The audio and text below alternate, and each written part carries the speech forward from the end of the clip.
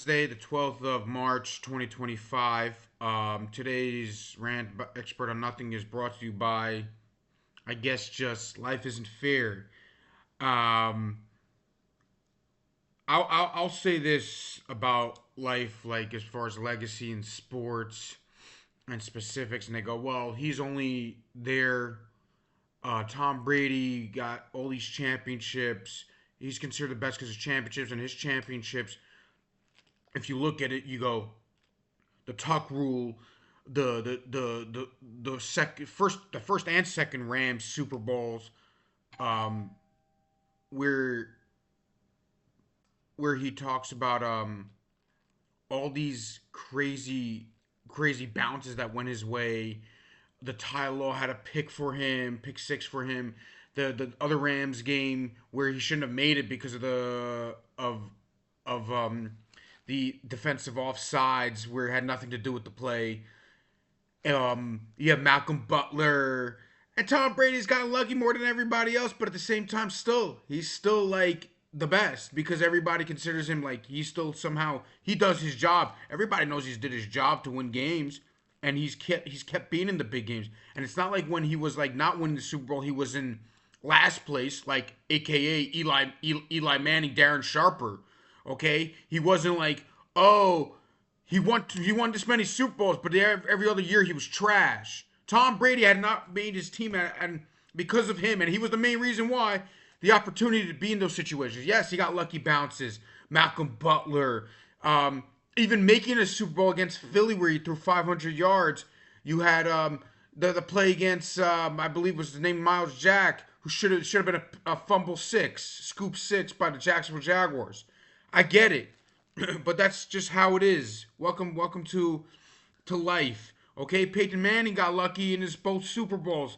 He wasn't in his best playoff performances those years. It wasn't. Really wasn't. That New England game to in '06, January of '07, he was great.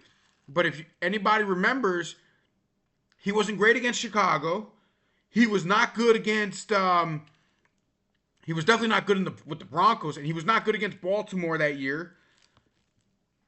Um, with Denver during that playoffs, he really wasn't a great player that year. But you know what? It evened out for his two Super Bowls. So like when you say like, oh, him and Eli have the same amount of Super Bowls, that's a fact. That's true. No one's denying that. But hey, he put his team in opportunities to win. Eli Manning didn't win more because he stunk. And the Giants stunk. And it was because of his team. No, he was the main reason why. And by the way, I'm a sour Jet fan. We were never good because we never had anybody. Okay? Besides Darrell Reeves, what do we have? What have we have in my lifetime? To say, yo, the Jets got this. What? I mean, Curtis was good. But you look at like, man, Jonathan Vilma, David Harris. I mean, those guys were replaceable. Every other player for their time, like Curtis Martin for his time, was not replaceable. For his time, Darrell Reeves was not replaceable. Every other guy not replaceable. It was replaceable, and no one cared. They were disposable people, for as far as football was concerned. So yeah, is life fair? No, it's not fair. It's not. And the New York Giants were a terrible team, 9-7, and they going to win the Super Bowl. That's a punishment to the league? Yes, it is. When a division is so bad, yes, it's a punishment to the league. Welcome to inches. Life isn't fair.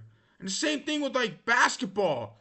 They go, it wasn't for Ray Allen's shot. Well, LeBron James and the Miami was the main reason why the Miami Heat were even there.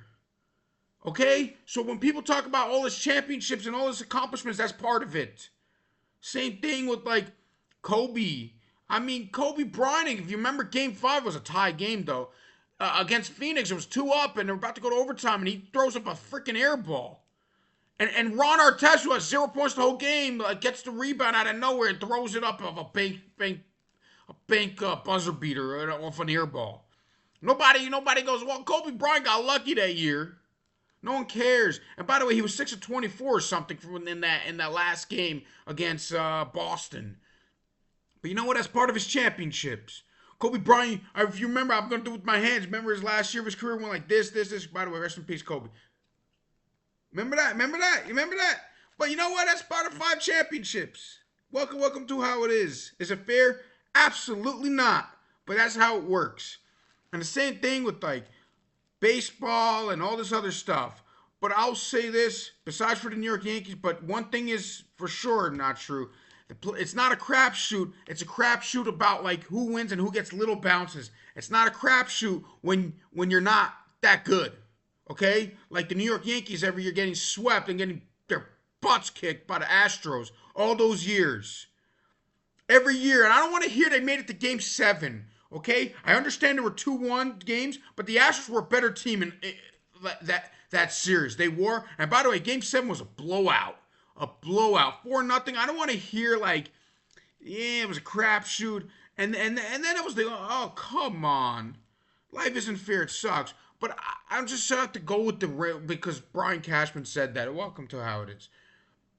And then I look at like, oh, Jalen Hurts, and then someone says about Jalen Hurts being on a great team. Well, this is what I say. Jalen Hurts is on a great team. He's on an amazing team. But I'll say this about Jalen Hurts.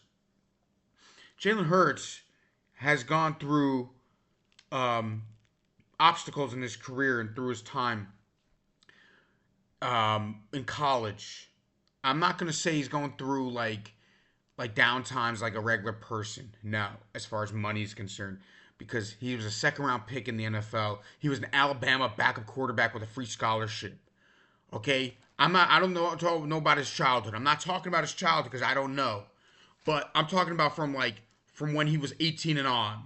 He was a sought-out prospect, and he was a second-round pick in the NFL. But I'm talking about like he wasn't supposed to be like a starter right away. He guts in. He plays decent.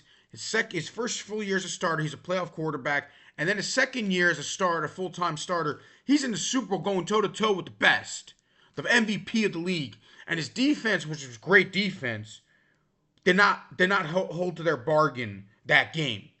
Okay? And you're going to say, well, he had a fumble 6. And He ran for 3 touchdowns. I believe he threw 2 touchdowns.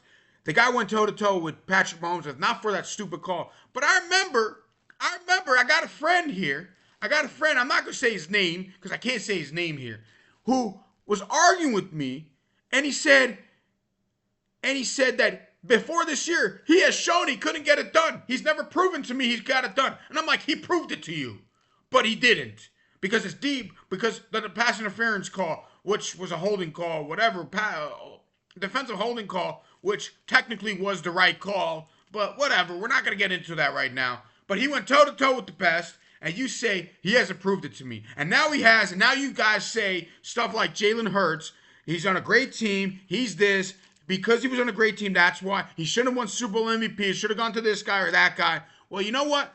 He should have won Super Bowl MVP the other year, but the team didn't win. So now he's Super Bowl MVP, and now he's proven that he's a champion, and what are you going to say now?